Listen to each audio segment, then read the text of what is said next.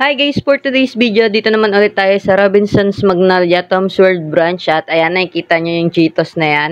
So, syempre, hindi yan mapapa sa atin. Sayang nga lang dahil nasa gilid lahat ng Cheetos at nakasiksik talaga kaya hindi natin yan makukuha. So, dito muna tayo sa roller coaster. Gaya nga ng sinabi kong technique sa inyo, sa dalawang kanto ng snack nyo tatargetin ito. So, ayan, sobrang lapit na niya sa price shoot at tsatsagay na natin to. Dito naman sa next try ko, medyo nagkamali ako ng tansya at ayan, medyo pumailalim yung ating tinatarget na item. At yun pa din yung tatargetin natin, walang pagbabago sa technique. Yung jowa mo lang yung nagbago, joke lang. Dito naman sa next try, sakto na yung pagtutok ko ng claw sa item at ayan, may kita nyo na kinapitan na ng claw yung dalawang kanto ng snack at dumiretso na siya sa price shoot. Ay, hindi pala, dumulas lang pala siya. So, ayun, hindi natin na-wipe out ang machine na to kasi sobrang siksik ng mga snack. Kaya hindi na rin ako nag-passes. At lumipat na nga ako sa ibang machine. Sa machine naman na to, tinarget ko itong kulay pink na malapit lang sa price shoot. At ayan, binubuhat naman yung item pero hindi niya dinediretso sa price shoot. Pero tinry ko pa din laruin at baka matsyempohan natin yung payout niya.